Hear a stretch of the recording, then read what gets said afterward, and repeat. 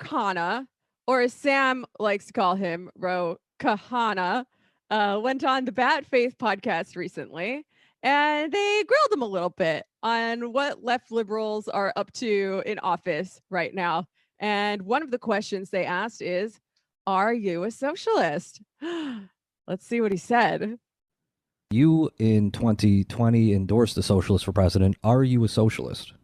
No, I'm not. I call myself a progressive capitalist. I don't think Bernie is a socialist either. I think Bernie is more a social democrat. I view him as a Scandinavian in the Scandinavian model. What about the label socialist do you feel like presents a break with what your personal ideology is? Why aren't you a socialist? I don't think the government should run Apple computers or ExxonMobil station. I don't think the government should own the means of production in an economy. Should the workers of Apple Computer run Apple computers? I think the workers should be represented on corporate boards. I think the workers should have more protections and more of a say. I don't believe that there has to be always collective ownership of all of the means of production, because I think that doesn't allow for people to go out and invent new things and defy collective judgment.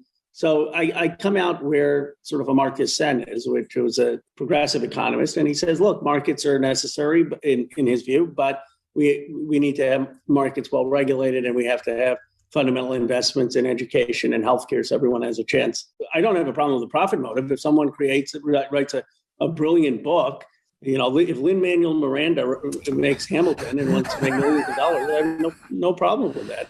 But I'm a communist now. You brought Hamilton in it, and it just made me go full commie. Just kidding. Yeah. So I don't have a problem unless it was why I thought the attacks of Bernie Sanders. Oh, you made millions of dollars on your books. I had no problem with that. I thought it was ridiculous. So I don't have a problem with productive value adding.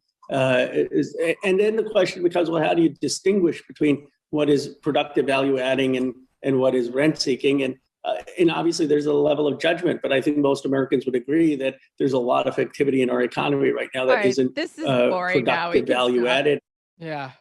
So many things. First of all, yes, Brianna is right. If Hamilton is the ultimate example of capitalist meritocracy, that should be enough to make everyone a communist. And you know what? Maybe she will be pretty soon. I have a hunch. But okay, so many things. Well, the more the merrier. That's all right. Let 1,000 flowers bloom. So Ro Khanna, I should say, he's like one of the more progressive members of Congress, but he's still a liberal. And his wife is a fabulously wealthy millionaire heiress. So I believe that has to factor into his calculations somewhat. So first of all, yes, Bernie is not a socialist, but by saying he's a socialist and getting endorsed by Democrats like Ro Khanna, I think he's opening the door to exactly this kind of question, which is a good thing. And then they have to say why they're not and come up with some hilariously bad reasons like Hamilton. But let's dig into this a little, right? So first, he's got the deflection where he says, I believe in markets and the state shouldn't own anything, right? First of all, we all know markets and socialism. There is a form of market socialism, although, I am a communist, so I want to get rid of that too. And then Virgil, and then he deflects in saying the state shouldn't own everything, right? To which Virgil asks the correct follow-up question, which is, should the workers own it? Because the state would only own things in a socialist system to the degree that the workers control the state, right? This is a thing called the workers' state. And that is the real goal of socialism, for the workers to have control over production. And he says no to that. Now, the follow-up should be, why not? And he says some pablum about innovation, right? Capitalist competition drives innovation. As if the only way to motivate humans to innovate or to do cool things or, write horrible musicals, I guess, is the possibility of having more stuff than other people, exploiting other people, yada, yada. But I think there are many motivations that could drive innovation, right? Cuba it has a socialized medical system, and they came up with a very effective cure for COVID, or not cure, but treatment for COVID very, very early on, way before the US was anywhere near there. And they did such a good job treating COVID, in fact, that they sent doctors to other countries in the world. And there are so many more examples that I can think of where people would be motivated to work and contribute and innovate for reasons other than I want to have more than somebody else. Right.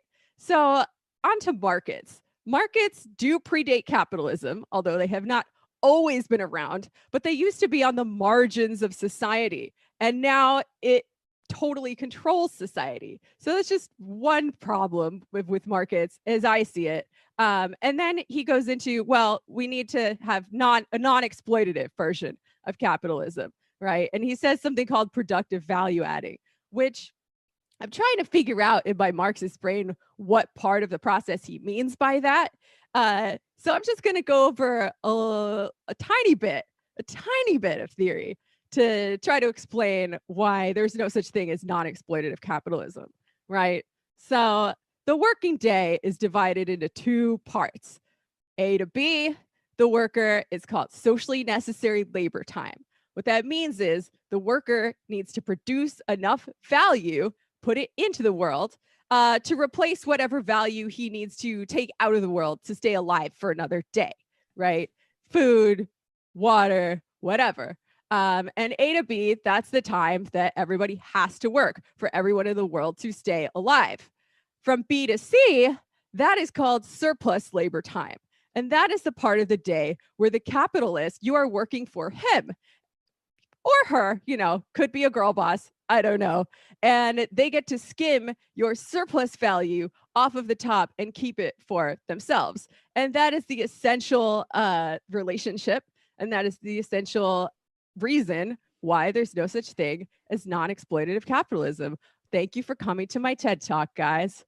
Yeah, and can we just go back to the Bernie thing? Like, I think he's not giving Bernie enough credit. I think if you asked Bernie the follow-up Virgil asked, is like, yes, the worker should be, I don't know to what extent Bernie would say they'd be in control of that workplace, but more than like a spot on the board, I would at least hope from Bernie. So like, I really did appreciate that follow-up because, I mean, first of all, the government should probably own Exxon stations. Like, isn't that's in Jesus and the Black Messiah? I don't know if that's true or not. They offered him a gas station, didn't they? In that, yeah, right. And I mean, unbelievable how like that's probably what a lot of gas stations are, little carve-outs for people. 40 acres and a mule, right? Yeah, I mean, we should obviously nationalize all gas and energy infrastructure in this country. I mean, that was a pretty bad thing to bring up. Like, I think there are things that you can say, yes, this should be this product can be left to the market, but of course, all market actors are unionized workforces, right? That's fine for like podcasts, for instance. But to mention energy, come on, Ro. And I like Ro Khanna. I think he's one of the best, but man, I think they can't answer this question because fundamentally, like the United States, like did whatever they can to make sure the people that answer that question differently don't get to where Ro Khanna is. I'm actually, I'm dead ass. I'm a little bit surprised by your guys' take, your take on Ro Khanna in general, actually, because this wasn't that surprising to me. I mean, this. Well, no, I was. Oh no, yeah, I don't think it's surprising. I just think I think it's useful to see it elaborated, though, particularly in light of Bernie. And I also don't like the sort of retconning of Bernie as I know Bernie's not like a complete radical, but especially when you go back to like when he was expressing his views on his like public access days, like I think his thinking on this is pretty developed. Yeah, I would say he's more of a socialist than Ro Khanna for sure. Right, but also, Ro. I mean, Ro's I consider Ro to be like an ally and a progressive, but I've never put him in the same grouping as like a Bernie, Ilhan Omar, and AOC, right?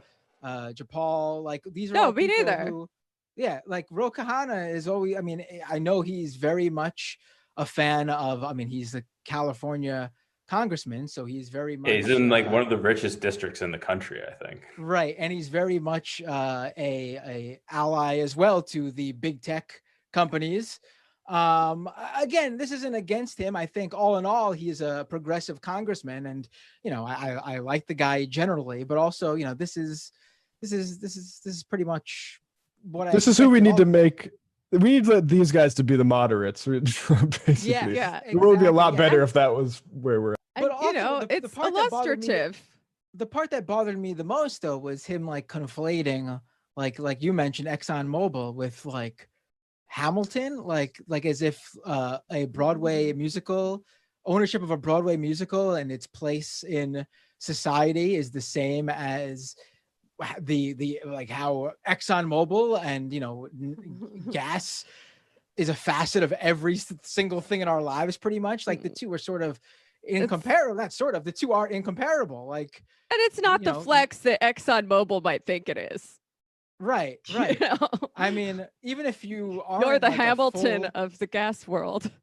Like, even if you aren't a full blown like communist or anything, like I don't see how you couldn't like look at how government ownership of gas stations like that would be something completely out of the ordinary. Like if you'd be worried about government running a luxury computer company, because that's I guess what you could like what Apple is, like very expensive computers that you don't need the computers like that, okay. Or if you're worried about government running an arts a Broadway show, okay, but gas company, I mean, I don't think that's the stand there, you know what I mean? What innovation has come from them? And like, not to mention, gas companies are nationalized in a lot of the European social democracies that he's referring to. Right. That's why I don't think it's that crazy. Like, I don't think that particular point, that example, I think that's a horrible example and reflects like badly on someone who considers themselves to be even just a progressive. And I do see it. I mean, I think you guys do too, but for people watching, there's a clear difference between liberals and even progressives. Progressives much better than liberals. And, Ro Khanna is definitely a progressive, but I mean, was a bizarre stand to take there, in my opinion. A progressive is a left liberal. Yeah. And I just want to, I want to, there is a difference. Bernie would consider himself a progressive.